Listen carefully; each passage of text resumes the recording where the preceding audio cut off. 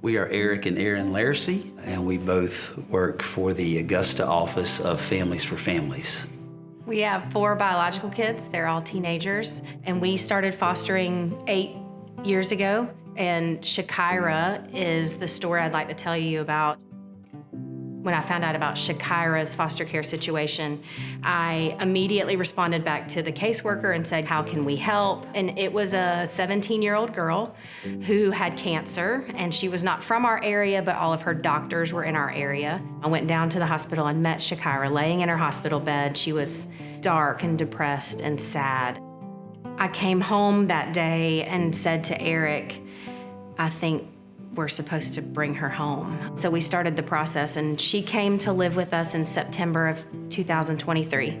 And it was a challenge. She pretty quickly needed an arm amputation. She was in weekly chemo regimens where she would be admitted to the hospital for 4 or 5 days and then come home for a few days and go back for more chemo. She was weak and sick and frail, and that was a very challenging period of time. But in the back of our minds, we knew God had called us to do this for a reason. So what is it that He wants us to do? And her salvation was the only thing that kept coming to our minds. Like, yes, we want God to heal her. Yes, we want her to live. But more important than that, we need her soul to see Jesus and know that she can live forever with Him, regardless of what her earthly body does.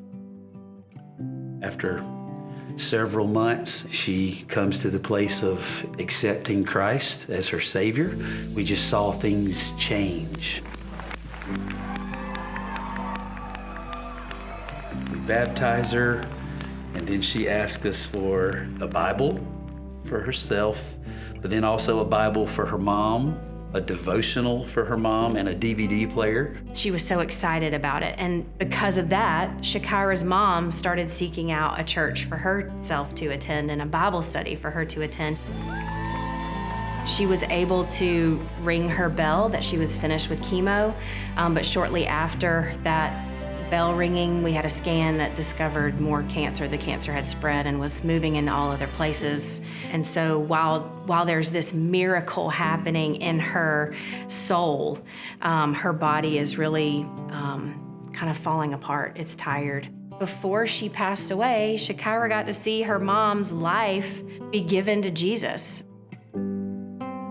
At her funeral, ultimately, as we were there honoring and celebrating her life and honoring all of the people that were a part of her story, we closed the funeral that day by baptizing Shanavia, Shakira's mom, in the very same baptistry that she had been baptized herself just a few months earlier. She went from a scared little dark, depressed girl that we first met to a girl that would look at us and say, I want to tell people about Jesus. I want to tell people what He's done, how good He is, what He can do for them. She just had this excitement in her life that did not exist prior to that. She was different, and it was amazing to watch. And little did we know that right in our own home, that one of our own daughters was watching this transformation. She just showed me that God can actually do that in people, and that God really helps people, and it showed me that I want to be a part of that too. One of our 4 biological kids got saved through the life of Shakira, a foster daughter in our own home. And we believe that God allowed us to be a part of that story because we said yes to foster care all those years ago.